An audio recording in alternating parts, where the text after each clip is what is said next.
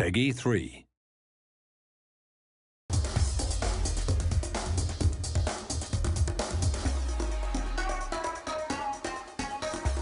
think there was a lot of limitations in our old collision system. It was very good, but it didn't allow us to do some things that were quite difficult. So a lot of times in FIFA 11 you'd get a situation where maybe two players are running into one another, and because there's a lot of contacts between those two players, with the old system we had to pick one contact, which meant that we'd get a collision animation that did a great job of showing you that there was a collision, something happened, but maybe didn't take into account every little detail. With this year's engine, what you see is when those two players come together, we're resolving for every single collision that happens, and we're really able to preserve the momentum a lot better in the interactions between players. This looks fantastic when you get into the replay camera and you see all of the limbs and the parts bending and contorting as you would expect them to, like you would see on real-world TV. But it also translates into the telecam, where you really feel the difference of the game and you really feel that preservation of momentum. Another benefit that we get is we resolve a lot of our clipping issues in the game this year.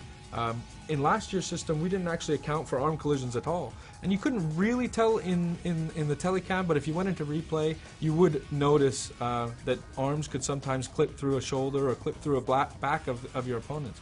Well, this year we're resolving every single collision on every single limb of the players when they interact, and the results are quite astounding. One, you don't actually get the level of clipping that you got in last year's game, but two, you get tons of variety. You don't get these robotic animations in jostling and shielding. You get more of a tussle between the players and a fight for possession that feels more realistic, feels like things that you might see on TV. To illustrate the point about the variety we get, I want to talk about contextual dribble turns. And what this is using the left stick, you could beat a player last year by maybe taking just a 45-degree dribble turn. But sometimes when you would do that, maybe you'd knock the ball by him and that player would stick out a leg trying to tackle you or really be in the way of where you're trying to go after the ball has passed him. So when you add this year's engine on top of the contextual dribble turns, what you get is realistic behaviors, realistic things that you would see on television happening in the game. Like, for instance, a player knocking the ball by a defender, he sticks out a leg to tackle and the dribbler tries to jump out of the way, but he gets caught and he goes down. But the way he's trying to jump out of the tackle and the way that his legs bend because he's been caught, it creates another level of variety that we just wouldn't have had in the game last year.